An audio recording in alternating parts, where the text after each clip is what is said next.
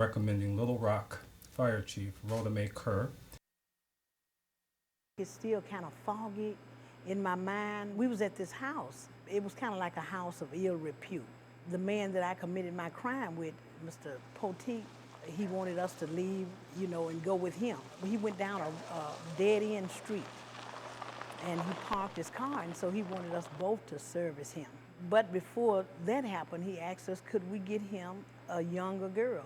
I don't know, something just clicked in my mind, and I just shot him. For no apparent reason. But 22-year-old Shirley Danner, a prostitute at the time, told a different story to police in 1974. First, she blamed it on someone else, and then a short time later, she told her attorney it was an accident. The victim was a respected white man in West Memphis who worked for the Utility Commission. And because Danner took Mr. Poteet's wallet after the crime, she was originally charged with capital murder and given a court-appointed attorney. He said, now look, this is the deal. You're looking at capital felony murder. And he said, you need to go on and take a plea bargain and plea for life with parole. He said, you'll do 7 years and get out. He said, because you are a black woman and you killed a white man, and you go up before the judge and prosecutors, they're gonna fry your butt. But in order for anyone with a life sentence to be paroled, their sentence has to first be commuted to a number of years. And the only person in the state with the power to do that is the governor. The parole board has recommended executive clemency for Shirley Danner to the governor 14 times. In fact, it's been every time she has applied since 1982. Perhaps because she and many others believe the Shirley Danner of today I started out on the street running around doing all kinds of drugs, alcohol, dope. Is nothing like the Shirley Danner of 74. But I thank God for a saving God. Danner says her transformation began when she was put in segregation in 1982.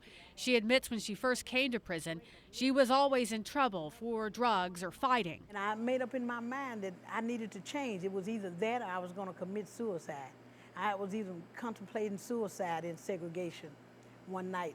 But then strange things happened. The power of God came into that room, and he changed my life. And I did 30 days in SEG back in 1982.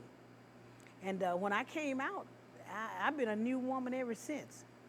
And when I went to the board, back to the clemency parole board, then they asked me the question, did I kill the man?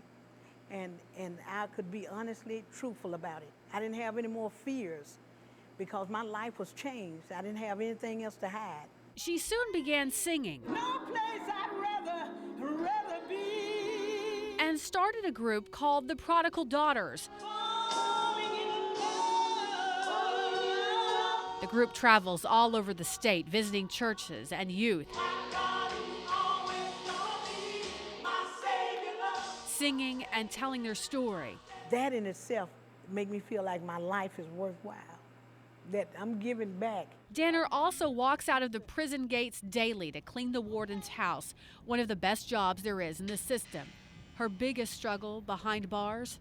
It's been so hard trying to forgive myself for being the mother that I was, being taken away from my children, and they had to suffer. They suffered a lot more than I did. We contacted the victim's widow. She did not want to speak to us for this story, and there has been no opposition before the board to Danner's release in several years. The prosecutor at the time says he doesn't recall the case. There is now another recommendation before Governor Beebe. We're told he had a face-to-face meeting with a woman who served time with Danner. She is very much a mentor to a lot of women there. And several supporters. His office says he will make the decision next year. I know I can never repay, for taking a life. But I spend the rest of my life, making people know that they are special and they are somebody. So if it means whatever, whether I go or stay, I'm a winner either way.